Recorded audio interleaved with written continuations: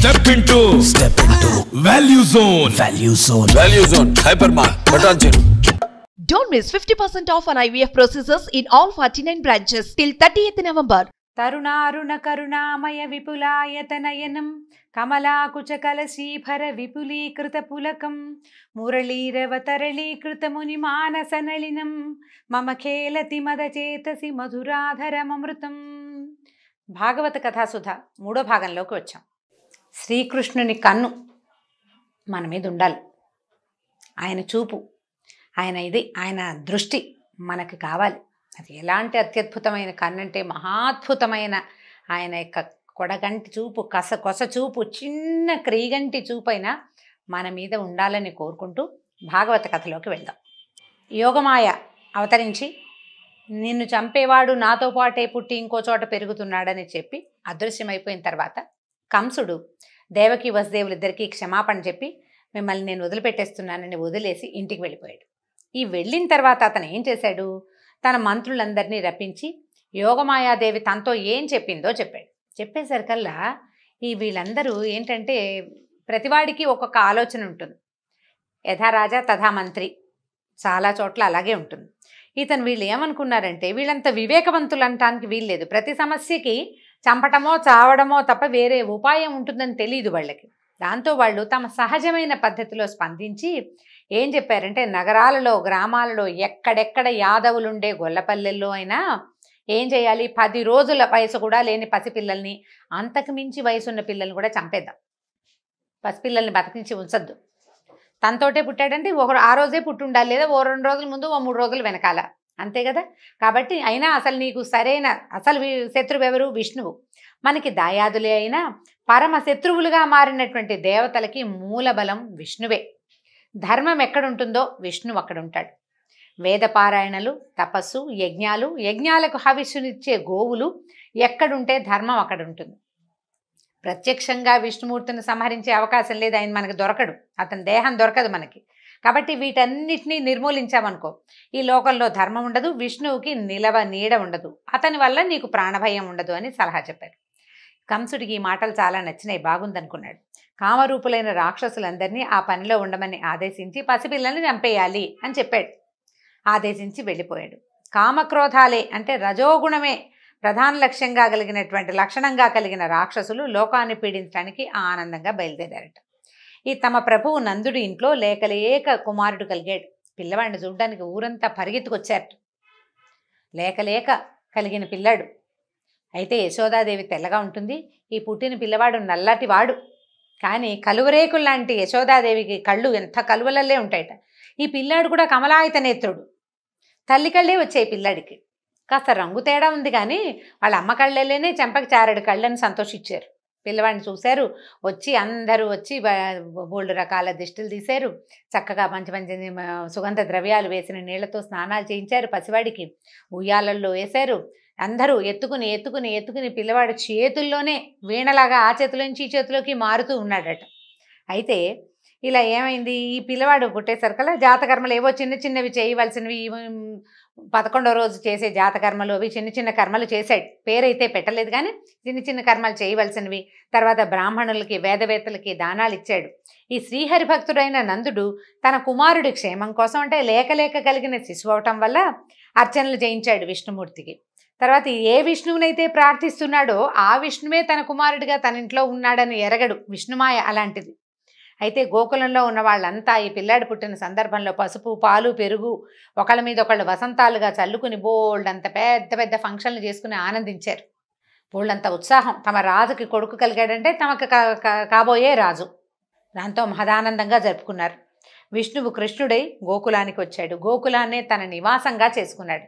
అయితే చూడండి చిత్రం, అమ్మవారు నిత్యానపాయిని లక్ష్మీదేవి విష్ణుమూర్తిని వదిలిపెట్టి ఉండదు. విష్ణువేమో పసివాడిగా వచ్చేసాడు ఇక్కడికి. మరి ఇప్పుడు ఆవిడ ఎవరుగా రావాలి? ఆ గోకులంలో గోసంపద వృద్ధైపోయిందట, ధాన్య సంపద వృద్ధైపోయింది, సిరి సంపదలకి నెలవైపోయింది ఆ గోకులం. లక్ష్మీ కళ రాజ్యం వెళ్తోంది అక్కడ. అమ్మవారు ఆ రూపంలో వచ్చి తన భర్తని అనుసరించి ఈ గోకులంలో స్థిరపడిపోయిందట.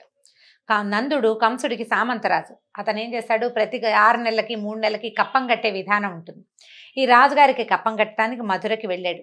కప్పం కట్టించిన తర్వాత కట్టి తన విడిదికి వచ్చాక ఇతను వచ్చాడని తెలుసుకుని వసుదేవుడు నందుడిని చూడ్డానికి వచ్చాడట. ఎందుకంటే వాళ్ళిద్దరూ చిన్నతనం నుంచి ప్రాణ స్నేహితులు. నందా, నీకు వయసు మీరిపోతుందని, సంతానం కలగలేదని బెంగపెట్టుకున్నావు, ఈ వయసులో నీకు పుత్రుడు కలిగాడు, చాలా సంతోషం అన్నాడు వసుదేవుడు.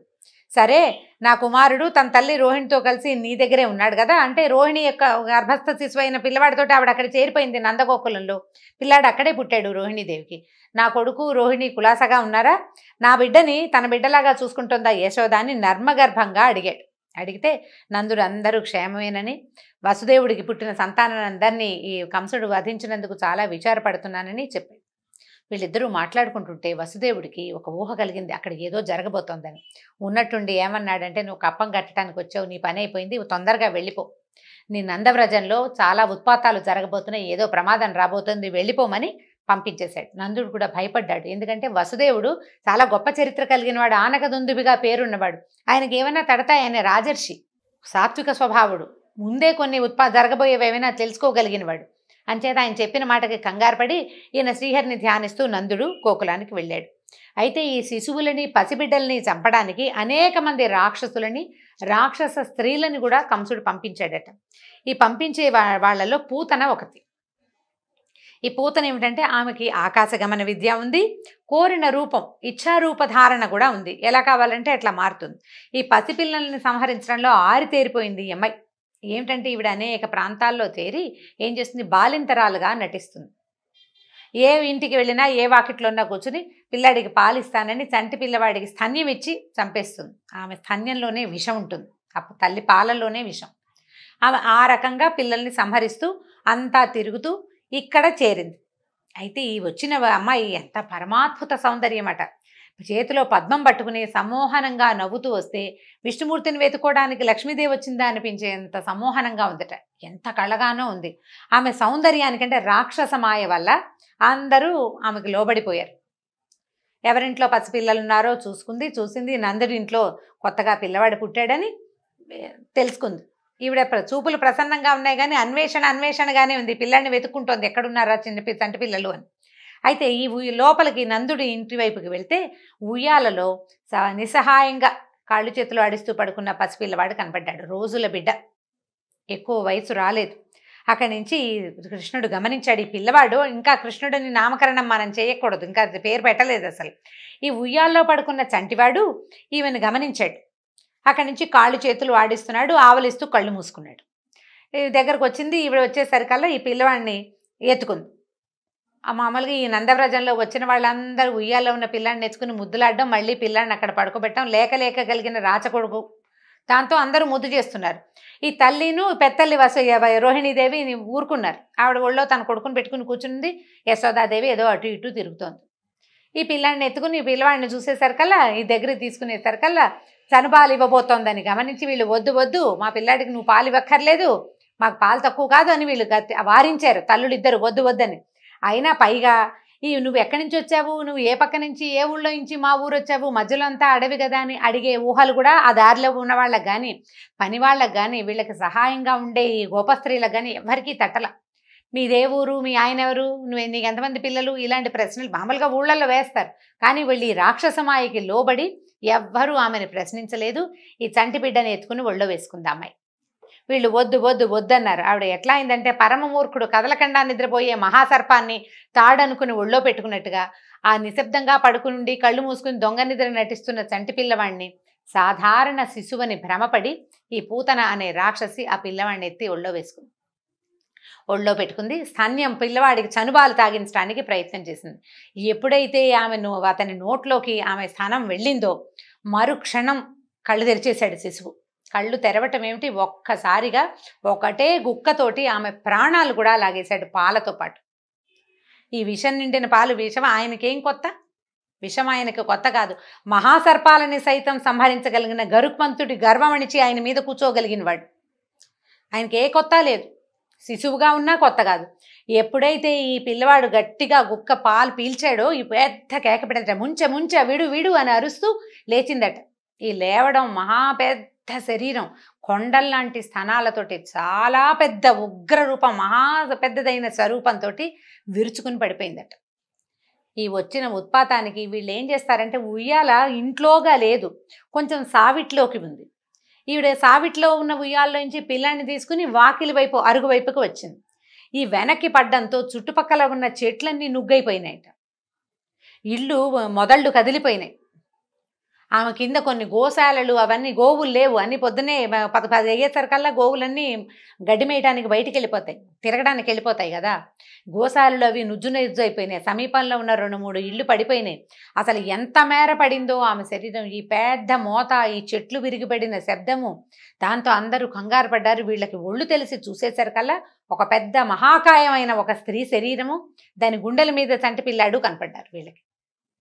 దాంతో కంగారు పడ్డారు, పరిగెత్తి వాళ్ళంతా తెల్లబోయారు. ఇంత శరీరం ఏమిటి, 6 క్రోసుల మేర ఉందట, 6 క్రోసుల మేర ఆమె శరీరం ఉంది. ఈ పెద్ద శరీరము, ఆ పైన అవి అంత ఆ కొండల మధ్య ఒక చంటి పిల్లవాడు తిరుగుతున్నాడు, అటు ఇటు దొరుకుతున్నాడు చంటివాడు. దాంతో కంగారు పడ్డారు. గోపికలు వెంటనే పరిగెత్తుకుంటూ వచ్చి, అంటే ఇంకా పని వాళ్ళు సాయం ఉన్న వాళ్ళంతా పరిగెత్తుకుంటూ వెళ్ళారు. ఆ వక్షం మీద నుంచి పిల్లాన్ని తెచ్చి ఇచ్చారు. అందరూ కలిసి, అమ్మ బాబో ఇంత ఎత్తు నుంచి పడ్డాడు, ఇదేమి రాక్షసి, ఏమిటో అందంగా ఉందనుకున్నావు, ఇది ఇలా అయిపోయింది, ఈ పిల్లాడు ఇట్లా ఎలా బయటికి భయం లేదు. అంత శబ్దం అయితే పిల్లాడు ఉలికిపడి భోరమని ఏడవాలి, క్యారమంటారు పిల్లలు. ఉలికిపాటు లేదు సరికదా, తలకాయ అటు ఇటు తిప్పి చూస్తున్నాడు పిల్లాడు. అమ్మో అనుకున్నారు. అక్కడి నుంచి కింద నుంచి మట్టి తీసి బొట్టు పెట్టారు, పిల్లాడికి బోల్డన్ని దిష్టిలు తీశారు. ఆ శరీరం చూసేసరికల్లా అప్పుడే నందవ్రజానికి వచ్చిన నందుడు ఆశ్చర్యపోయాడు, పల్లె లోపలికి వచ్చాడు. ఈ శరీరం ఏమిటి, నందుడు అక్కడ, ఆయన వసుదేవుడు, అక్కడున్న వాడికి ఈ కథ ఎట్లా తెలిసింది అని ఆశ్చర్యపోయాడు. ఏదో ఉత్పాతం జరగబోతోందని ఆయన ముందే చెప్పాడు, ఇదే కాబోలు అని ఆశ్చర్యపోయారు. అక్కడి నుంచి ఈ పిల్లాడికి ఏవో రక్షాలు కట్టించారు. ఇంత అదురయ్యాడు, అదరలేదు, పిల్లాడు బాగానే ఉన్నాడు. వీళ్ళు బెదిరారు, మిగిలిన వాళ్ళంతాను. ఆయనకేం బెదురు, లోకాలని అదిలించేవాడికి ఏం బెదురు. పిల్లవాడిని తెచ్చుకున్నారు, వీళ్ళేవో రక్షలు అవి ఇవి కట్టారు. ఈ గోకులంలో ఉన్న పురుషులు చాలామంది ఏం చేశారంటే పెద్ద పెద్ద పదునైన గొడ్డళ్లతోటి ఈ రాక్షసి శరీరాన్ని ముక్కలుగా నరికి ఈ పల్లె అవతల పక్కగా పడేసి అంటించారట. అంటే చితి పేర్చి దహనం చేశారు. చేసేసరికల్లా ఆమె శరీరం కాలుతూ ఉంటే కమురు కంపు రావాలి, మాంసం కాలుతుంటే రావాల్సిన వాసన రావట్లేదుట. ఈ మల్లెలు మొగలి పువ్వుల సుగంధం అంట, ఎంత సుగంధమో, ఆశ్చర్యపోయారట. అదేంటి రాక్షసి, ఇదేమో రక్తం ఓడుతోంది, ఈ రక్తం కాలుతూ, చర్మం కాలుతూ, మాంసం కాలుతుంటే రావాల్సిన వాసన కాకుండా సుగంధ ద్రవ్యాల వాసన వస్తుంది ఏమిటా అని ఆశ్చర్యపోయారు. ఒక గుక్కెడు పాలిచ్చిన రాక్షసికి ఆమె శరీరంలోంచి మాలిన్యాన్ని కూడా హరించేశాడు భగవంతుడు. ఇప్పుడు ఒక దుర్మార్గమైన ఆలోచనతో పాలిచ్చిన ఆమెకే ఇలాంటి స్వర్గారోహణాన్ని కల్పించాడు భగవంతుడు. ప్రేమగా పాలిచ్చే తల్లులకి, తనకి పాలివ్వడానికే ఉన్నటువంటి ఆ గోవులకి ఎలాంటి సద్గతి లభించబోతోంది కదా అని బ్రహ్మాది దేవతలంతా ఆశ్చర్యపోయారట. ఈ సంగతి చెప్తూ శుకుడు పూతనావాధ వృత్తాంతాన్ని పరీక్షిన్ మహారాజుకి తెలియజేశాడు. ఆ తర్వాత వీళ్ళు జాగ్రత్త పడాలనుకున్నారు, సమయం బాగుండలేదని భావించారు, కానీ ఇదేదో తాత్కాలికంగా ఒకటి జరిగిందనుకున్నారు. విష్ణువు మానవుడై కృష్ణుడిగా పుట్టాడని, బాల్యంలో ఆశ్చర్యకరమైన చేష్టలు చేస్తాడని అందరికీ తెలుసు. అయితే ఎంత విన్నా తనివి తీరదు, ఎన్ని కథలు విన్నా ఇంకేం చేశాడో అడగాలనిపిస్తుందని పరీక్షిన్ మహారాజు శుకుడిని అడిగేట. తర్వాత రోజు నిత్యం ఆయన ఏం చేశాడో నాకు చెప్పమన్నట్ట. మనకు కూడా నిత్యం కృష్ణలీలలు వినాలనే అనిపిస్తుంది. ఎన్ని విన్నా ఇంకొక కొత్త కథ కృష్ణుడి గురించి ఎవరైనా చెప్తే మన పుస్తకాల్లో లేని హిందీ పుస్తకాల్లో ఉంటే కూడా విందామనిపిస్తుంది. పరీక్షిన్ మహారాజు అడిగితే శుకుడు చెప్తున్నాడు అనమాట. 2-3 నెలల వయసు వచ్చాక బోర్ల పడ్డానికి ప్రయత్నం చేస్తున్నట్టు. 3వ నెల వచ్చేసరికి పిల్లలు పక్కకి తిరుగుతూ ఉంటారు. మనం కూడా బోర్ల పడితే బొబ్బట్లు పోస్తాం. పిల్లాడికి బోర్ల పడ్డం వచ్చిందని వాళ్ళకి ఎంతో వినోదంగా ఉండేది. పక్కకి తిరుగుతాడు, కెవ్వు అని ఏడుస్తాడు, పొట్ట కింద నుంచి చెయ్యి రాదు, ఏడుస్తాడు. తల్లులో ఎవరో ఒకళ్ళు సహాయం చేస్తారు, ఇటు తిప్పుతారు. ఇటు తిప్పంగానే అప్పటిదాకా కెవ్వుమని ఏడ్చి చెయ్యి రాలేదని కొట్టుకుని పిల్లాడు మళ్ళీ బోర్ల తిరగడానికి ప్రయత్నం చేస్తాడు. మానవ ప్రయత్నం చేయాలి చూడండి, పక్కకు తిరుగుతున్నాడు. అయితే ఈ బోర్లా పడినప్పుడు చేసే వేడుకని ఔతానిక ఉత్సవం అంటారట. అదే బొబ్బట్లు పోయటం అనమాట. అక్కడి నుంచి ఏం చేశారు, వాళ్ళు కూడా వాళ్ళ సంప్రదాయాన్ని అనుసరించి ఉత్సవం చేశారట. ఆయన నందవ్రజానికి రాజు, లేక కలిగిన పిల్లవాడు. ఆ ఉత్సవంలో ఇంకా వైభవానికి లోటేమిటి, బోళ్ళంత వేదవేత్తలు, ఆశీర్వచనాలు, మంగళ వాయిద్యాలు, గోపికలంతా మంగళగీతాలు, బోళ్ళంత ప్రోగ్రాం జరుగుతుంటే పిల్లవాడికి చక్కగా పసుపేసిన నీళ్లతోటి స్నానం చేయించారు, అలంకరించి దిష్టి తీశారు. బోళ్ళంత హడావిడి చేసిన తర్వాత ఏం చేశారు, వాకిట్లో పెద్ద బండి ఉందట. ఈ నందుల వాకిట్లో నందుడి వాకిట్లో చాలా పెద్ద బండి ఉంటే ఈ అందరికీ సమారాధన కోసం భోజనాల కోసం ఏర్పాటు చేసిన విందు కోసం ఏర్పాటు చేసిన వంటలన్నిటినీ పదార్థాలు పిండి వంటలన్నిటినీ ఆ బండి మీద చక్కగా పొందిగ్గా సర్దారట. ఆ బండి కింద చిన్న తొట్టెలో పిల్లాడిని పడుకోబెట్టింది. బండి కింద నీడగా ఉంది. అందరూ జనమంతా బయటే ఉన్నారు. పిల్లాడిని లోపల గదిలో పడుకోబెట్టడం ఎందుకు, సందట్లో ఉంటాడని కొంచెం కన్నుకు చూపు కదులుతుంది కదా, ఎవరో ఒకళ్ళు చూస్తారని ఏం చేసింది, ఈ బండి కింద పడుకోబెట్టింది. పడుకోబెట్టి ఆ చుట్టుపక్కల ఉన్న పిల్లలకి ఒరే నాయన ఓ కన్నేసి ఉంచండిరా పిల్లాడి మీద పాలకు లేస్తాడని చెప్పింది. ఈ లోపల ఏం చేసింది, ఆశీర్వదించడానికి వచ్చిన వేదవేత్తలందరికీ సత్కారాలు, వచ్చిన అతిథులకి మర్యాదలు, భోజనాలు, ఈ ఏర్పాట్లలో ఆవిడ హైరానగా తిరుగుతోంది. ఇంతలో పిల్లవాడికి మెలకు వచ్చింది, ఆకలేసింది, ఏడవటం మొదలుపెట్టాడు. ఈ ఆనందాలు కోలాహలాలు అందరూ కబుర్లు చెప్పుకోవటాలు మధ్యలో వేద పనసల్లో గందరగోళంలో పిల్లాడి ఏడుపు ఆవిడికి వినపడలా. ఈ ఏడుస్తూనే ఆ తొట్టెలో మెల్లిగా జరిగేది. జరిగి కాలు కదిపేసరికి బోర్లా పడుతున్నాడని చెప్పాం కదా, కాళ్ళు పైకి ఎత్తుతారు. ఆ ఎత్తేసరికల్లా ఈ బండి కాలికి తగిలింది. ఈ బండిని కాలుతో తన్నాడట చక్రాన్ని.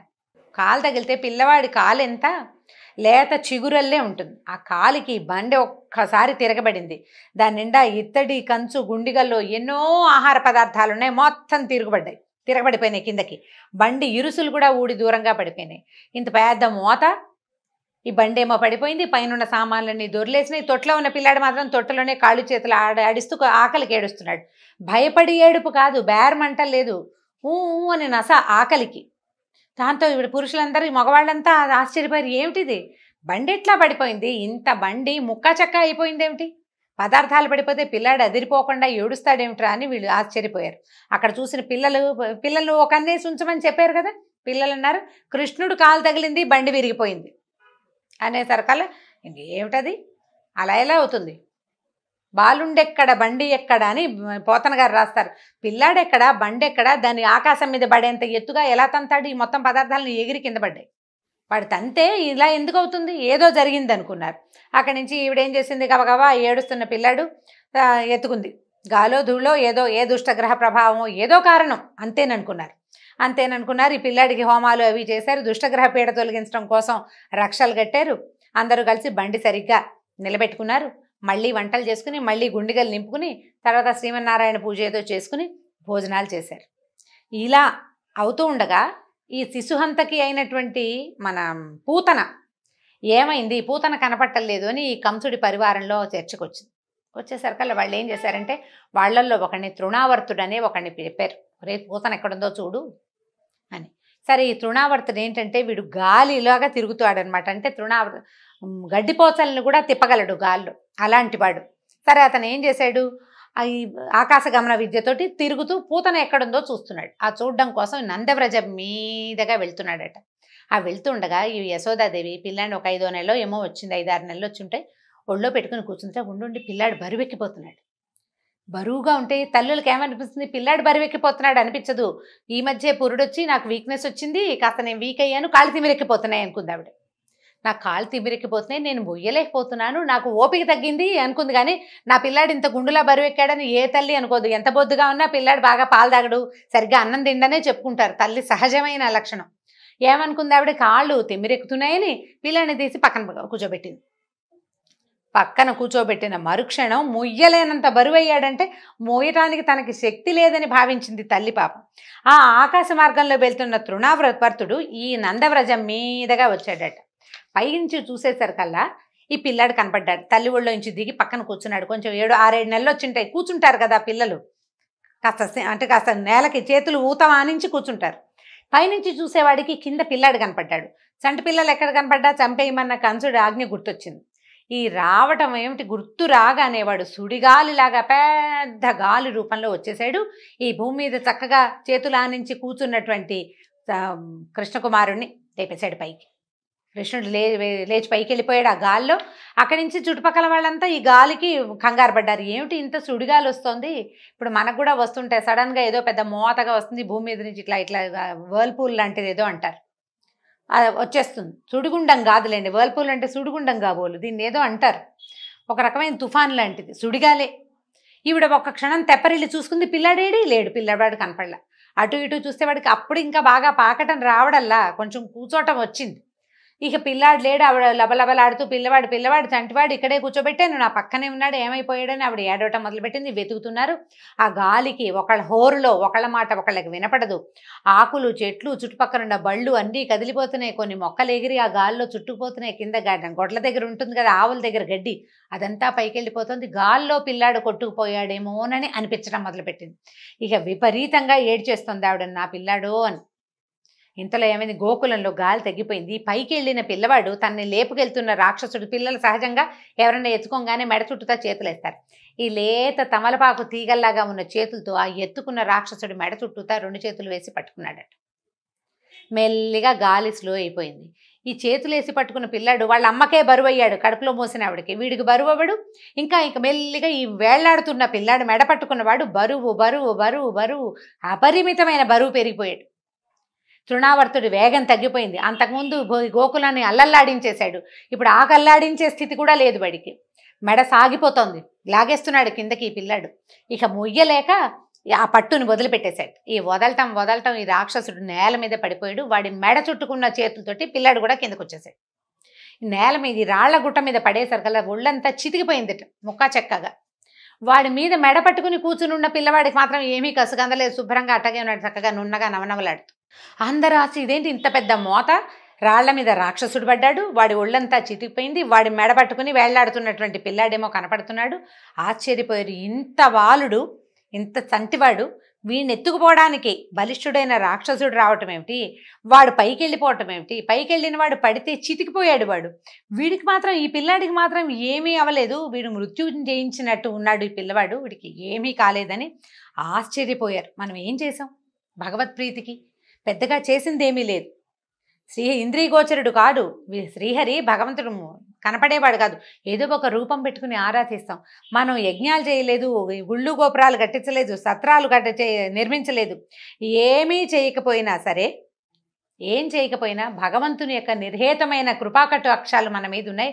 అందుకనే ఈ పిల్లవాడికి ఇలాంటివి తప్పుతున్నాయి, మన నందవ్రజంలోకి వచ్చే ఈ ప్రమాదాలన్నిటికీ మనం గురి కాకుండా తప్పుతున్నాయని అందరూ కనపడని దుర్గోచరుడు కాని నారాయణమూర్తికి నమస్కారాలు చేసుకున్నారు. ఈయనకు తెలిసింది నందుడికి. వసుదేవుడు చెప్పాడు నందవ్రజంలో ఉత్పాతాలు జరగబోతున్నాయని, ఆయన ముందే చెప్పాడు అనుకున్నాడు. ఇక మున్ముందు ఏం జరగబోతోంది, ఈ పిల్లల పెంపకం ఏ రకంగా జరిగింది, కృష్ణుడికి కృష్ణుడన్న నామధేయం ఎలా కలిగిందో వచ్చే భాగంలో తెలుసుకుందాం. నమస్కారం.